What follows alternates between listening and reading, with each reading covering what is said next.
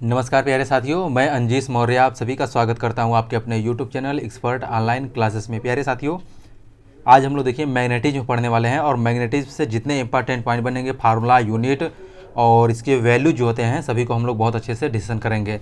और मैग्नेटिज्म से देखिए आप कोई भी एग्ज़ाम दीजिए, दुनिया कोई भी एग्ज़ाम, चाहे ITI का हो, चाहे TG2 हो, डिप्लोमा हो, आप गेट का हो, कोई भी एग्ज़ाम दीजिए, उसमें हर एक एग्ज़ाम में यूनिट, फार्मूला, वैल्यूज रहते हैं। तो आइए हम लोग देखते हैं। अगर वीडियो आपको इन्फॉर्मेटिव लगेगा तो प्लीज़ वीडियो को लाइक कीजिए, चैनल को सब्सक्राइब कीजिए और एक अपना प्यारा सा कमेंट जरूर छोड़ के बताइएगा कि आपको वीडियो कैसा लगा। तो आइए हम लोग स्टार्ट करते हैं। देखिए मैग्नेटिज्म, तो डिफिनीसन वगैरह तो आप लोग जानते ही हैं, जिससे हमको कोई मतलब नहीं है। देखिए ज़्यादा डिफिनीसन से, कौन सा डिफिनीसन हम लोग आते हैं जो एग्ज़ाम में पूछा जाता है। जैसे आपका देखिए मैग्नेटिज्म हो गया, तो मैग्नेटिज्म में मैग्नेटिक फोर्स क्या होती है। तो जो जैसे मैग्नेट होते हैं, तो मैग्नेट एक दूसरे को जिस फोर्स के माध्यम से एक दूसरे को अट्रैक्ट करते हैं या रिपेल करते हैं, तो उसे हम लोग क्या बोलते हैं, मैग्नेटाइजिंग फोर्स बोलते हैं।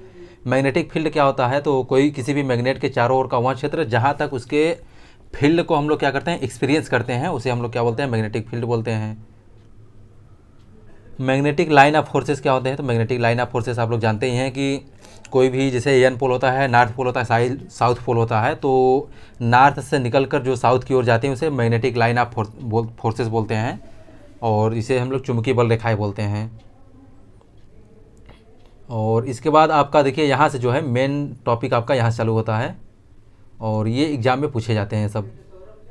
जैसे क्या देखिए मैग्नेटिक मोटिव फोर्स है, MMF होता है। तो ये मैग्नेटिक मोटिव फोर्स क्या होता है, ये पूरे सर्किट में जो है फ्लक्स को स्थापित करने में सहायक होता है, उसे हम लोग क्या बोलते हैं, MMF बोलते हैं। ठीक है। चुंबकीय वाहक बल, चुंबकीय दाब होता है, मतलब एक तरह से मैग्नेटिक प्रेशर होता है जो चुंबकीय परिपथ में मैग्नेटिक लाइन ऑफ फोर्स को स्थापित करता है। मतलब कि जो फ्लक्स होता है मैग्नेटिक फ्लक्स सर्किट में, फ्लक्स को इस्टेब्लिश करने के लिए हम क्या ज़रूरत पड़ती है, MMF ज़रूरत पड़ती है। ठीक है। जिस तरह से इलेक्ट्रिक सर्किट में EMF होता है, सेम वैसे ही मैग्नेटिक सर्किट में जो है MMF होता है। इसकी यूनिट बहुत बार यूनिट पूछा जाता है। तो यूनिट MMF इक्वल टू क्या होता है, N/I होता है। तो number of turn into current होता है, तो यूनिट क्या हो जाता है, एम्पियर टर्न हो जाता है। एम्पियर टर्न इसकी यूनिट होती है, या तो फिर इसकी यही जो यूनिट होती है एम्पियर टर्न, या फिर गिलबर्ट होता है। ठीक है, इसको ध्यान रखिएगा यूनिट। इसके बाद मैग्नेटिक फील्ड इंटेंसिटी जो होता है, मैग्नेटिक फील्ड इंटेंसिटी इसकी यूनिट H इक्वल टू होता है, इसको H से रिप्रेजेंट करते हैं। तो कहने का मतलब है, देखिए मैग्नेटिक जो फील्ड इंटेंसिटी होता है, इसमें क्या होता है कि जैसे कोई भी फील्ड पोल होता है, उसे मैग्नेटिक फील्ड में ले आने में जो कार्य करना पड़ता है उसे हम लोग क्या बोलते हैं, मैग्नेटिक फील्ड बोलते हैं, मैग्नेटिक फील्ड इंटेंसिटी बोलते हैं। इसकी H इक्वल टू क्या होता है, 1/4 पाई μ0 μr M/d² होता है। तो जैसे आपका इलेक्ट्रिक फील्ड इंटेंसिटी होता है ना, इलेक्ट्रिक फील्ड इंटेंसिटी होता है, वैसे ही आपका सेम मैग्नेटिक फील्ड इंटेंसिटी होता है। यूनिट क्या होता है, न्यूटन पर वेबर होता है, या तो H इक्वल टू N/I/L होता है। तो N/I/L होता है, तो यहाँ से एम्पियर टर्न पर मीटर होता है। दो यूनिट होती है इसकी, एम्पियर टर्न पर मीटर होता है या फिर न्यूटन पर वेबर होता है। इसके बाद जो देखिए इसमें यहाँ से फार्मूला ये भी देख लीजिए, यहाँ से एम्पियर टर्न पर मीटर होता है। ठीक है।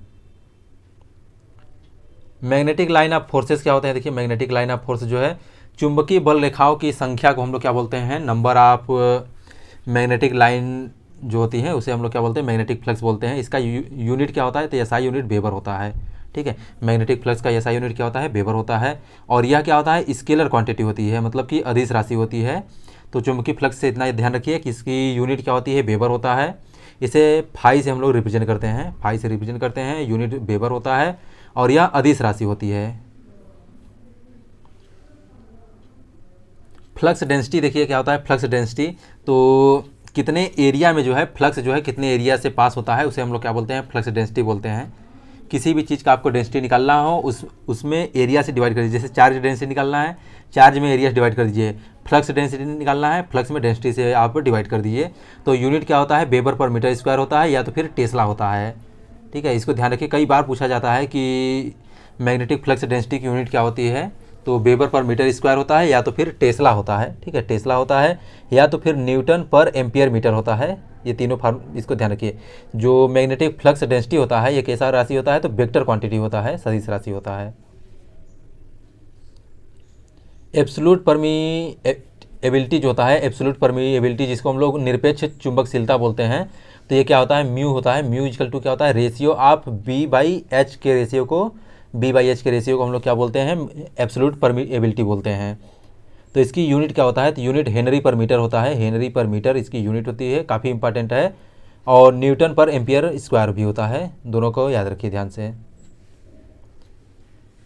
रिलेटिव परमीएबिलिटी जो होता है, रिलेटिव परमीएबिलिटी जो होता है किसी भी मतलब मटेरियल में अपान में जो एयर में होता है, कोई भी जैसे फ्लक्स डेंसिटी हो गया, आपका फ्लक्स डेंसिटी हो गया, या तो फिर मतलब कुछ भी हो गया, कैपेसिटेंस की वैल्यू हो गई, तो उसके रेशियो को मतलब सेम मटेरियल में फ्लक्स डेंसिटी अपान में क्या होता है, एयर मीडियम में फ्लक्स डेंसिटी के रेशियो को हम लोग क्या बोलते हैं, रिलेटिव परमीबिलिटी बोलते हैं।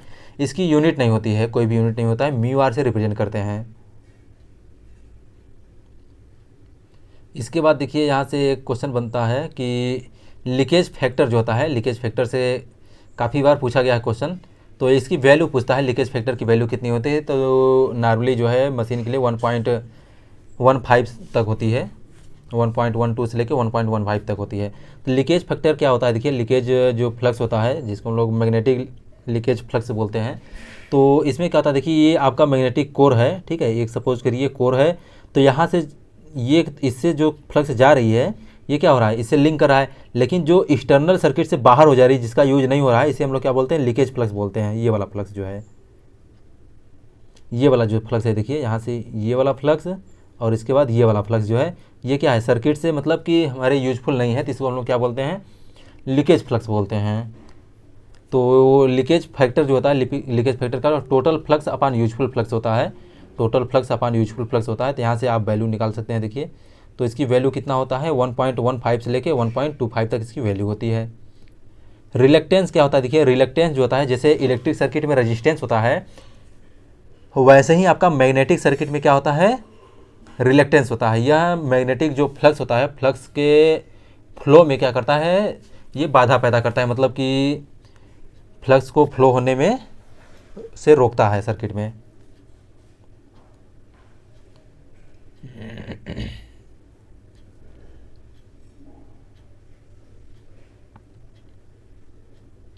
तो एस इक्वल टू क्या होता है, देखिए रिलेक्टेंस जो है, यहाँ से वैल्यू आप निकाल सकते हैं। तो एन आई बाई फ्लक्स होता है, एम एम एफ अपान फ्लक्स होता है, तो यहाँ से देखिए एम एम एफ अपान एक्स प्लस जो रिलेक्टेंस होता है एस इक्वल टू आपका एम एम एफ अपान में क्या होता है, इसको हम लोग फ्लक्स बोलते हैं, ठीक है। तो एम एम एफ अपान फ्लक्स से क्या हो जाएगा, एम्पियर टर्न पर वेबर इसका फार्मूला होता है। और जब यहाँ वैल्यू रखते हैं तो क्या हो जाता है, reluctance equal to l upon mu zero mu r a होता है, ठीक है, ए एरिया होता है कोर का। तो यहाँ से एम्पियर टर्न पर वेबर या तो फिर हेनरी होता है, 1/हेनरी जो है, या हेनरी इनवर्स जो है रिलेक्टेंस की यूनिट होती है। इसके बाद आता है रिलेक्टिविटी या स्पेसिफिक रिलेक्टेंस आता है। तो रिलेक्टिविटी या स्पेसिफिक रिलेक्टेंस जो होता है म्यू की अपोजिट होता है, जो रिलेक्टिविटी होती है म्यू का इन्वर्स होता है। तो यहाँ से फार्मूला बन के आता है, हेनरी पर मीटर पर हेनरी जो है इसका यूनिट होता है मीटर पर हेनरी, ठीक है। तो क्वेश्चन कई बार पूछा गया है कि रिलेक्टिविटी जो है, रिलेक्टिविटी की यूनिट क्या होती है, तो रिलेक्टिविटी की यूनिट मीटर पर हेनरी होता है। इसके बाद पारगम्यता होती है, देखिए पारगम्यता को हम लोग परमियंस बोलते हैं। परमियंस की यूनिट क्या होती है, तो परमियंस जो होता है रिलेक्टेंस का अपोजिट होता है, इन्वर्स होता है। रिलेक्टेंस का इन्वर्स जो है परमियंस होता है, तो इसकी यूनिट क्या हो जाएगी, हेनरी हो जाता है, या फिर वेबर पर एम्पियर टर्न होता है, वेबर पर एम्पियर टर्न या फिर हेनरी होता है। इलेक्ट्रिकल सर्किट और जो मैग्नेटिक सर्किट होता है, दोनों में क्या क्या सिमिलरिटीज़ होती हैं, इसको हम लोग थोड़ा सा देख लेते हैं। इसके बाद हम लोग आगे बढ़ेंगे। देखिए तो इसमें इलेक्ट्रिक सर्किट जो होता है क्लोज पाथ होता है, ठीक है। तो विद्युत धारा के लिए बंद पास, इसको हम लोग इलेक्ट्रिक सर्किट, क्लोज सर्किट होता है जो, उसे हम लोग क्या बोलते हैं, इलेक्ट्रिक सर्किट बोलते हैं, क्लोज पाथ होता है। तो क्लोज पाथ को हम लोग इलेक्ट्रिक सर्किट बोलते हैं। और मैग्नेटिक फ्लक्स के लिए बंद पाथ, चुंबकीय फ्लक्स जो मैग्नेटिक सर्किट के लिए क्लोज पाथ होता है, वो क्या बुलाता है, मैग्नेटिक सर्किट बोलते हैं। इसके लिए जो करंट होता है, देखिए करंट जो होता है इलेक्ट्रिक सर्किट में करंट होता है V अपान R होता है एम्पियर में, और मैग्नेटिक सर्किट के लिए फ्लक्स होता है तो MMF अपान रिलेक्टेंस होता है, फ्लक्स इक्वल टू। इसके बाद जो है इसमें नेक्स्ट पॉइंट है, इसमें देखिए जो विद्युत वाहक बल होता है, इलेक्ट्रोमोटिव फोर्स होता है E होता है, और इसमें MMF होता है, मतलब मैग्नेटो मोटिव फोर्स होता है, एम्पियर टर्न में होता है। रजिस्टेंस होता है, ये है इलेक्ट्रिक सर्किट में रजिस्टेंस होता है R equal to rho l by a ohm में। और मैग्नेटिक सर्किट में रिलेक्टेंस होता है, रिलेक्टेंस आपको पहले ही बताया था कि रिलेक्टेंस जो है मैग्नेटिक फ्लक्स के पाथ में अपोज करता है या मैग्नेटिक फ्लक्स को फ्लो होने में रोकता है। यूनिट क्या होती है, एम्पियर टर्न पर वेबर होता है या तो फिर हेनरी इनवर्स होता है। करंट डेंसिटी होता है इलेक्ट्रिक सर्किट में, मैग्नेटिक सर्किट में फ्लक्स डेंसिटी होता है वेबर पर मीटर स्क्वायर या तो फिर टेस्ला होता है। इलेक्ट्रिक सर्किट में वोल्टेज ड्रॉप होता है, मैग्नेटिक सर्किट में मैग्नेटिक वाहक बल जो होता है चुंबक वाहक बल ड्रॉप होता है, फाई इंटू रिलेक्टेंस होता है। इलेक्ट्रिक फील्ड इंटेंसिटी होता है equal to V by D होता है, इसमें मैग्नेटिक फील्ड इंटेंसिटी जो होता है magnetic field intensity NI by L होता है, एम्पियर टर्न पर मीटर होता है। कंडक्टेंस इलेक्ट्रिक सर्किट में कंडक्टेंस होता है और मैग्नेटिक सर्किट में परमियंस होता है। परमियंस के यूनिट कई बार पूछा गया तो इसको याद रखिएगा, हेनरी होता है या फिर वेबर पर एम्पियर टर्न।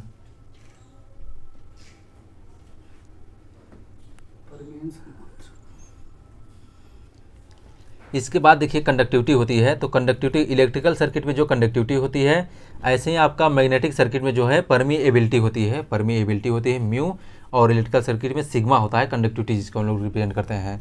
तो कंडक्टिविटी की यूनिट क्या होती है, साइमेंस पर मीटर होता है, और जो परमीएबिलिटी होती है परमीएबिलिटी की यूनिट क्या होती है, हेनरी पर मीटर होता है। विशिष्ट प्रतिरोध को हम लोग रजिस्टिविटी बोलते हैं इलेक्ट्रिकल सर्किट में, और मैग्नेटिक सर्किट में उसको हम लोग रिलेक्टिविटी बोलते हैं। तो ये परमीएबिलिटी का जो परमीएबिलिटी होता है, परमीएबिलिटी का इन्वर्स होता है रिलेक्टिविटी। सीरीज और पैरेलल सर्किट के होते हैं तो ऐसे सेम जैसे आपका इलेक्ट्रिक सर्किट होता है वैसे सेम मैग्नेटिक सर्किट के लिए भी सेम वही रूल फॉलो होता है। इसके बाद डिफरेंसेस क्या क्या होते हैं, देखिए इलेक्ट्रिक सर्किट और मैग्नेटिक सर्किट में डिफरेंसेस जो होते हैं, इलेक्ट्रिक सर्किट में करंट फ्लो होता है, मैग्नेटिक सर्किट में फ्लक्स जो है फ्लो नहीं होता है, वो स्टेब्लिश होता है, स्थापित होता है। मैग्नेटिक सर्किट में जो फ्लक्स होता है, इलेक्ट्रिक सर्किट में करंट जो होती है वो फ्लो होती है, लेकिन मैग्नेटिक सर्किट में जो फ्लक्स होता है वो फ्लो नहीं होता है, वो स्थापित होती है, सर्किट में स्टेब्लिश्ड होती है। ठीक है, इलेक्ट्रिक सर्किट में धारा जो फ्लो होने के लिए, देखिए इसमें धारा फ्लो के लिए विद्युत परिपथ में धारा के को रोकने के लिए कुचालक उपलब्ध होते हैं, जिसको मतलब बोलते हैं जिसे एयर होता है, वो एक अच्छा कुचालक होता है। लेकिन मैग्नेटिक सर्किट जो होता है, मैग्नेटिक सर्किट में चुंबकीय पदार्थ नहीं होता है, कोई भी कुचालक पदार्थ नहीं होते हैं, और यह वायु में भी स्थापित किया जा सकता है। लेकिन एयर जो इलेक्ट्रिक सर्किट में एयर में जो है करंट फ्लो नहीं करा सकते हैं जब तक कि एयर का ब्रेकडाउन ना हो। इलेक्ट्रिक लाइन जो है क्लोज नहीं होती हैं, इलेक्ट्रिक लाइनें जो होती हैं, इलेक्ट्रिक फ्लक्स जो होती हैं, लाइनें क्लोज नहीं होती हैं। ठीक है, लेकिन मैग्नेटिक जो लाइनें होती हैं ये क्लोज पाथ बनाती हैं, मतलब यन से निकल के यस की तरफ जाती हैं, फिर यस से मैग्नेटिक पोल के अंदर जो है यस से यन की ओर आती हैं, तो ये क्लोज पाथ बनाती हैं। इलेक्ट्रिक सर्किट में जो है पावर जो है लॉस होता है, I2R लॉस होता है, और लेकिन मैग्नेटिक सर्किट में जो है कोई पावर लॉस नहीं होता है, इसमें एनर्जी स्टोर होता है, हाफ LI² के बराबर होता है। तो इसको आप लोग ध्यान रखिएगा कि कोई सर्कुलर कॉयल है तो उसके सेंटर पर मैग्नेटिक फील्ड इंटेंसिटी क्या होता है, H=I/2R होता है, I/2R होता है, इसको ध्यान रखिएगा, इंपॉर्टेंट है, यहाँ से न्यूमेरिकल पूछ सकता है डायरेक्टली आपसे। और इसके बाद यहाँ से देखिए, हाँ ये देखिए अभी जो है यहाँ से धारावाही समांतर चालक के बीच लगने वाला जो बल होता है उसके लिए, तो देखिए F= क्या होता है, μ0 I1 I2 L अपान में 2πr होता है या 2πd होता है। तो यहाँ से ये फार्मूला इसको ध्यान रखिएगा कि धारावाही समांतर चालकों के बीच में लगने वाला जो बल होता है उसे हम लोग कौन सा, तो F= क्या होता है 2 × 10⁻⁷ I1 I2 L अपान डी होता है, न्यूटन इसका होता है। ठीक है, तो यहाँ से कभी कभी क्वेश्चन ये भी पूछता है कि अगर कोई समान जैसे चालक है, ठीक है, दोनों में समान दो कंडक्टर है, दोनों में समान दिशा में धारा बह रही है, तब कौन सा बल लगेगा, और अगर विपरीत दिशा में जो है करंट फ्लो हो रही है तब कौन सा बल लगेगा, आकर्षण या प्रतिकर्षण, ये पूछा जाता है। देखिए तो दोनों चालकों में धारा की दिशा समान हो तब उनमें आकर्षण बल कार्य करता है। अगर करंट जो है करंट की डायरेक्शन सेम डायरेक्शन में हो तो उसमें अट्रैक्शन फोर्स कार्य करता है, और दोनों चालकों के बीच अगर दो कंडक्टर है, दोनों कंडक्टर में अगर करंट की डायरेक्शन जो है वो अपोजिट है, विपरीत है, तो दोनों के बीच में क्या होता है, रिपल्सन फोर्स लगता है, विकर्षण बल लगता है। ठीक है, तो इसको ध्यान रखिए दोनों को। जो इम्पोर्टेंट है मैं आप लोग को वही बता रहा हूँ, ज़्यादा मतलब कोई वो नहीं है।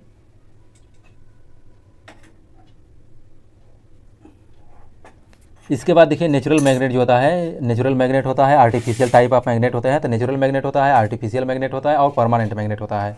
तो नेचुरल मैग्नेट आप लोग जानते हैं, जैसे हम लोग खान से जो है निकालते हैं तो Fe3O4 होता है नेचुरल मैग्नेट जो होता है, Fe3O4 होता है, यह नेचुरल मैग्नेट होता है। और आर्टिफिशियल होता है, तो आर्टिफिशियल हम लोग क्या करते हैं, जैसे कोई सोलेनॉइड ले लेते हैं और उस पर हम लोग क्या करते हैं, वायर को बाउंड करके उसके बाद हम लोग आर्टिफिशियल मैग्नेट बनाते देते हैं। और परमानेंट मैग्नेट इसमें क्या होता है, मैग्नेटिक जो चुंबकों की मैग्नेटाइजिंग जो पावर होती है ज़्यादा समय तक बनी रहती है। और इसमें क्या होता है, देखिए किसका बनाए जाते हैं, तो ये जनरली हम लोग स्टील का, कार्बन स्टील का या कोबाल्ट का, इन सभी का बनाते हैं। देखिए यहाँ से काफ़ी इंपॉर्टेंट क्वेश्चन बनते हैं, जैसे आपका डायमैग्नेटिक मटेरियल कौन सा होता है, पैरामैग्नेटिक मटेरियल क्या होता है, फेरोमैग्नेटिक मटेरियल क्या होते हैं, और इससे मतलब इससे कि कौन सा कहाँ पर यूज होता है, इसके एग्जांपल कौन से होते हैं, इसकी म्यू आर की वैल्यू कितनी होती है। तो इन्हीं सभी को हम लोग देखने वाले हैं यहाँ पर, काफ़ी बार एग्जाम में पूछा जाता है, तो इसको देखते हैं। देखिए तो डायामैग्नेटिक मटेरियल क्या होते हैं, मतलब कि वे मटेरियल जिसको हम मैग्नेटाइज करने पर वो उसमें डाइपोल जो मोमेंट होते हैं वो एब्सेंट होते हैं, मतलब कि वो चुंबकित नहीं होते हैं। आप मैग्नेटिक उसको मैग्नेटाइज करेंगे लेकिन फिर भी वो क्या होते हैं, मैग्नेटिक, उसमें मैग्नेटिक प्रॉपर्टी नहीं आती है, चुंबकत्व को ग्रहण नहीं करते हैं, तो उसे हम लोग क्या बोलते हैं, डायमैग्नेटिक मटेरियल बोलते हैं। अनचुंबकीय मटेरियल क्या होता है, जिसको हम लोग पैरामैग्नेटिक मटेरियल बोलते हैं। तो पैरामैग्नेटिक मटेरियल जो होते हैं ये थोड़ा सा जो है, इनके जो मालिक्यूल्स होते हैं वो थोड़ा सा मतलब कि मैग्नेटाइज होते हैं, तो इसे हम लोग क्या बोलते हैं, पैरामैग्नेटिक मटेरियल बोलते हैं। और जो फेरोमैग्नेटिक मटेरियल होते हैं, इनके जो मालिक्यूल्स होते हैं ये बहुत जल्दी से मैग्नेटाइज हो जाते हैं, अगर इनको हम मैग्नेटाइज करते हैं तो बहुत जल्दी से मैग्नेटाइज हो जाते हैं, तो वो फेरोमैग्नेटिक मटेरियल में आते हैं। और इसके बाद देखिए क्या है, डायामैग्नेटिक मटेरियल अपनी स्थिति प्रयुक्त करने के लिए चुंबकीय जो है वो परपेंडिकुलर जो है, डायामैग्नेटिक मटेरियल जो होते हैं वो मैग्नेटिक फील्ड के परपेंडिकुलर में रहते हैं। पैरामैग्नेटिक मटेरियल जो होते हैं चुंबकीय बल रेखाओं को बहुत कम आकर्षण करते हैं, और फेरोमैग्नेटिक मटेरियल जो होते हैं चुंबकीय बल रेखाएं जो होते हैं उनको बहुत ज़्यादा आकर्षण करते हैं, तो मतलब बहुत ज़्यादा वही मैग्नेटाइज हो जाते हैं, कहने का मतलब यह है। और इसके बाद जो है देखिए यहाँ से क्वेश्चन बनता है कि जो इनकी ससेप्टिबिलिटी होती है, के की वैल्यू होती है, तो पैरामैग्नेटिक जो होता है, डायामैग्नेटिक जो होता है उसके लिए नेगेटिव होता है। और जो आपका पैरामैग्नेटिक होता है तो इसके लिए जो ससेप्टिबिलिटी होती है वो पॉजिटिव होती है, लेकिन 1 से कम होता है। और इसके बाद जो फेरोमैग्नेटिक होती है इसके लिए धनात्मक होती है, और यहाँ 10⁻2 से लेकर 100 से लेकर लगभग 10,000 1 लाख तक होता है। इसके बाद जो है देखिए यहाँ से चुंबकशीलता के बारे में पूछता है, तो डायामैग्नेटिक मटेरियल जो होता है उसके लिए जो म्यू आर होता है 1 से कम होता है, और जो पैरामैग्नेटिक मटेरियल होता है उसके लिए जो म्यू आर की वैल्यू होती है 1 से ज़्यादा होती है थोड़ा सा। और इसके बाद जो है जो फेरोमैग्नेटिक मटेरियल होती है उसके लिए म्यू आर की वैल्यू 1 से बहुत ज़्यादा होती है, मतलब ऐसे समझिए कि 100 से बहुत ज़्यादा होती है, 1000, 10,000 या 10⁻6 के पावर में होती है।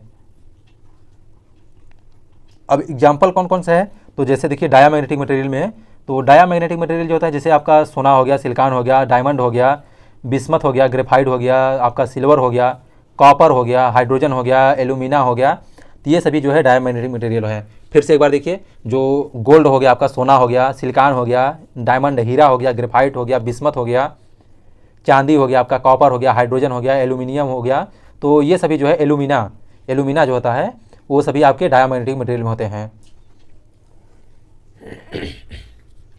और पैरामैग्नेटिक मटेरियल जो होते हैं, पैरामैग्नेटिक मटेरियल में जैसे आपका, अगर आपको कभी भूलने लगे तो आप इसको ध्यान रखिएगा कि जो डायामैग्नेटिक मटेरियल होते हैं जितने कास्टली वाले जो होते हैं, जैसे एक मतलब फिक्स नहीं है लेकिन ऑलमोस्ट आप देखेंगे जितने कास्टली वाले मटेरियल होते हैं वो सभी जो है डायामैग्नेटिक मटेरियल में आते हैं। और इसके बाद जैसे आपका जो है साल्ट हो गया, वाटर हो गया, ये सभी जो है आपके डायामैग्नेटिक मटेरियल में आते हैं। इसके बाद आपका पैरामैग्नेटिक जो होता है जैसे एल्युमिनियम हो गया, प्लेटिनम हो गया, ऑक्सीजन हो गया, तो ये सभी जो है आपके एल्युमिनियम हो गया, प्लेटिनम हो गया, मैग्नीज हो गया, ऑक्सीजन हो गया, एयर हो गया, टंगस्टन हो गया, ये सभी आपके पैरामैग्नेटिक मटेरियल में आते हैं, ठीक है, पैरामैग्नेटिक मटेरियल में।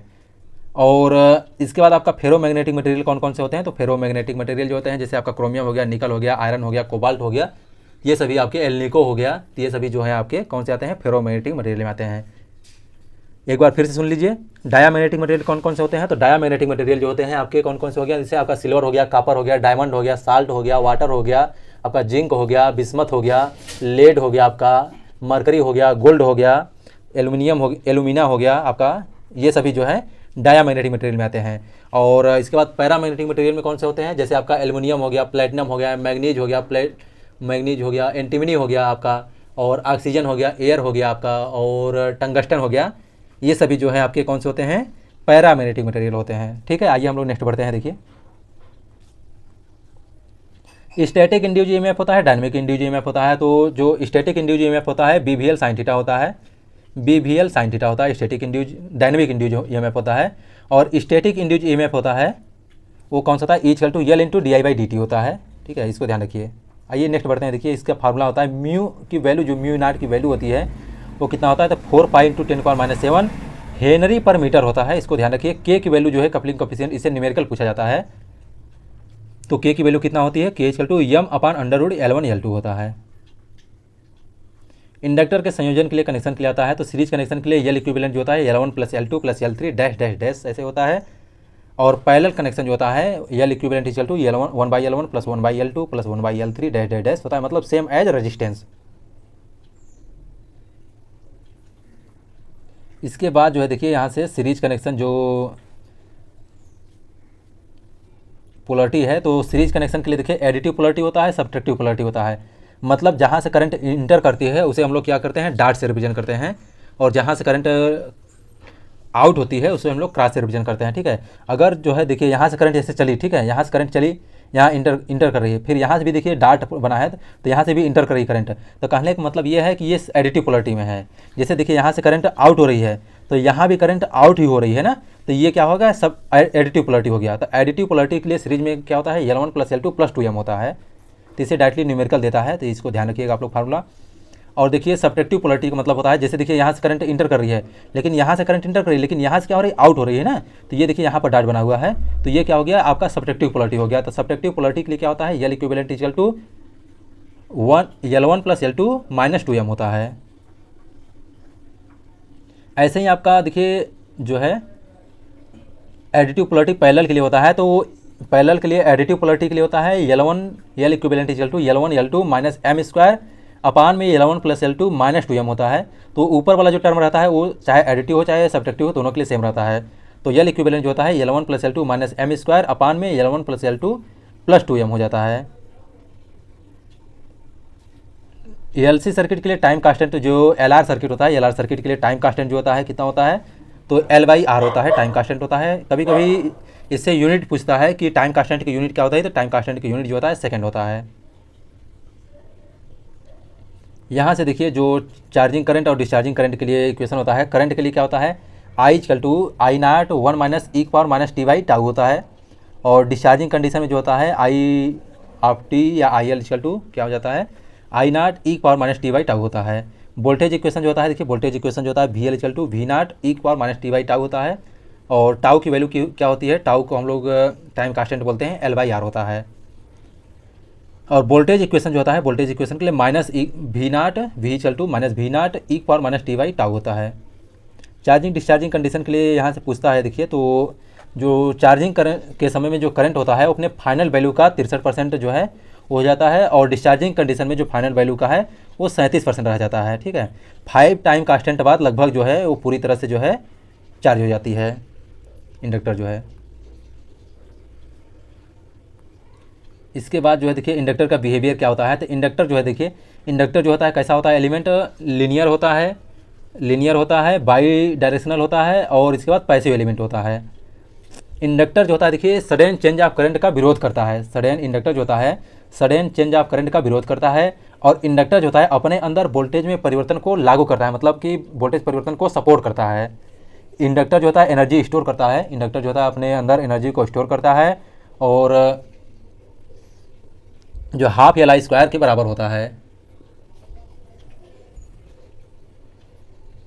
इंडक्टर में कोई पावर लॉस नहीं होती। कई बार क्वेश्चन पूछा गया है कि इंडक्टर जो होता है, इंडक्टर में पावर कितना लॉस होती है, तो इंडक्टर में 0 पावर लॉस होती है, क्योंकि जितना पावर ये पॉजिटिव हाफ साइकिल में लेता है कंप्लीट साइकिल के लिए, उतना हाफ साइकिल में जितना पावर एब्जॉर्ब करता है सेकंड हाफ साइकिल में उतना ही क्या करता है, वो डिलीवर कर देता है।